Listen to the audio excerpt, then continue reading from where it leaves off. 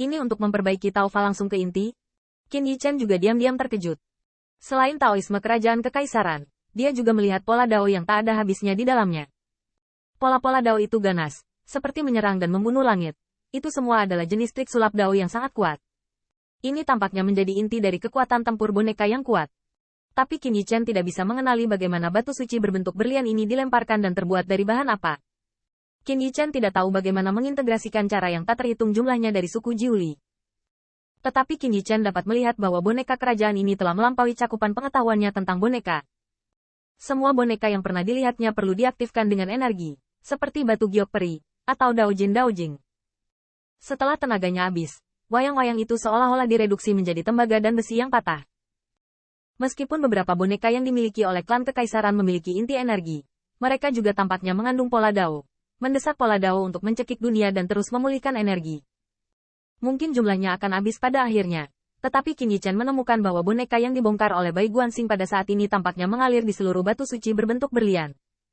Dan di besi dewa emas hitam yang melemparkan boneka itu, ada juga pola Dao, seperti pria yang sangat kuat, setiap helai rambut mengandung kekuatan Dao.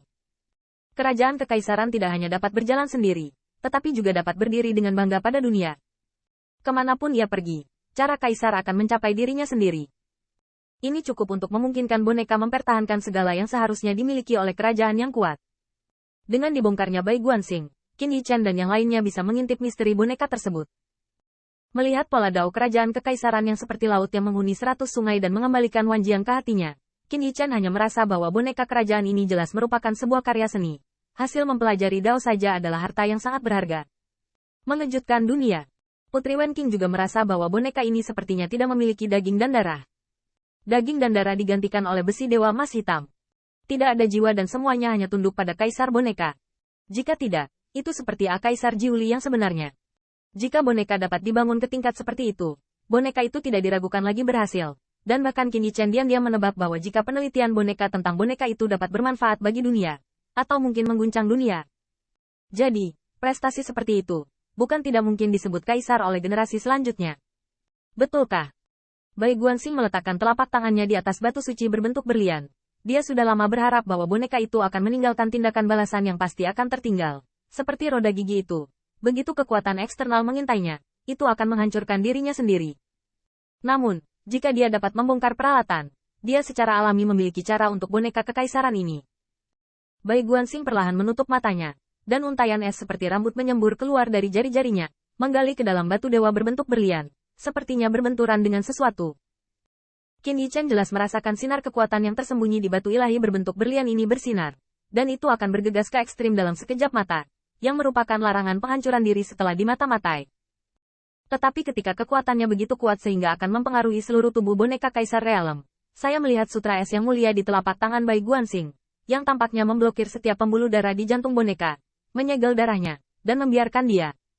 Seluruh tubuh tidak dapat menembus dengan hati.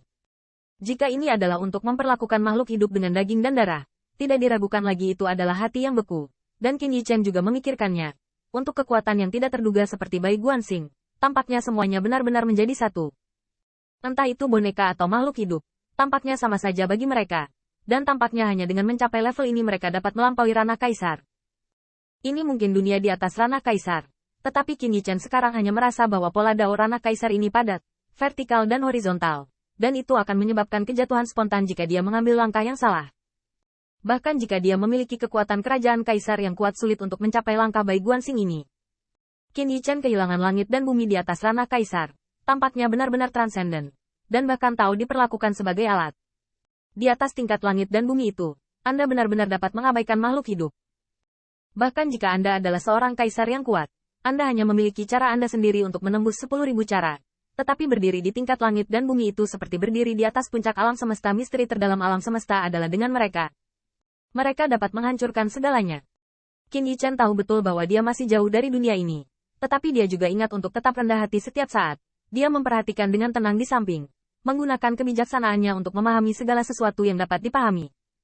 Namun, dibandingkan dengan kecepatan pemahaman Qin Yichen, Bai Guanxing tidak diragukan lagi lebih cepat untuk menyelesaikan batasan terakhir di inti boneka.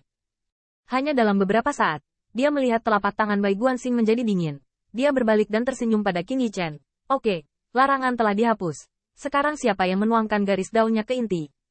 Boneka ini akan menerima perintah dari seseorang di masa depan.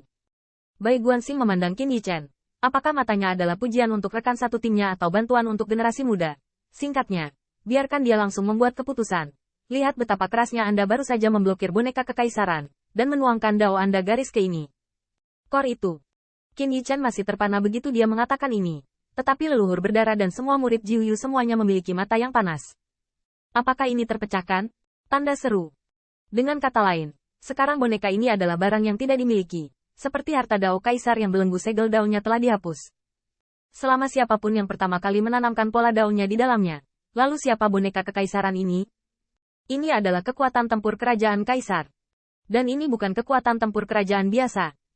Terlepas dari apakah boneka itu tidak cukup pintar dibandingkan dengan pembangkit tenaga listrik kekaisaran yang sebenarnya, dan tidak memiliki bakat untuk terus berlatih, itu masih mungkin. Tapi setidaknya, boneka ini sangat setia. Ketaatan mutlak dengan putus asa. Bahkan boneka ini adalah alat. Dibandingkan dengan pembangkit tenaga listrik kerajaan nyata, kesenjangannya terlalu jelas. Bahkan Yuan Tiandi, penguasa surga, tahu bahwa Shen Xiangdi tidak akan bekerja keras untuk dirinya sendiri. Tetapi mengapa dia tidak layak untuk I King? Bahkan karena keberatan Gajah Dewa, Kaisar Yuan Tian tidak turun ke klan Wujin dalam pertempuran sebelumnya antara kaisar. Tapi Wayang, tidak ada kekhawatiran seperti itu. Ini seperti merawat alat, hanya mempertimbangkan apakah alat itu akan digunakan dengan buruk. Tetapi mereka tidak akan memiliki perasaan dan kekhawatiran tentang alat itu sama sekali. Biarkan siapapun membunuh siapapun yang terbunuh. Dan biarkan mereka sendiri jatuh. Ini jauh lebih mudah digunakan daripada pembangkit tenaga listrik kerajaan kaisar yang hidup. Bahkan tidak menyebut Kaisar Gajah Dewa, Yuan Tiandi memperlakukan sesama sekte. Dia hanya bisa meminta mereka untuk membantu pengadilan surgawi. Tetapi sama sekali tidak mungkin menjadi adik laki-laki. Apalagi menyuruhnya bekerja keras untuk pengadilan surgawi. Belum lagi rekan-rekan Yuan Tiandi. Melihat pengadilan surgawi yang besar, berapa banyak pembangkit tenaga listrik yang benar-benar dapat menyerahkan hidup mereka karena sepatah kata pun dari Yuan Tiandi.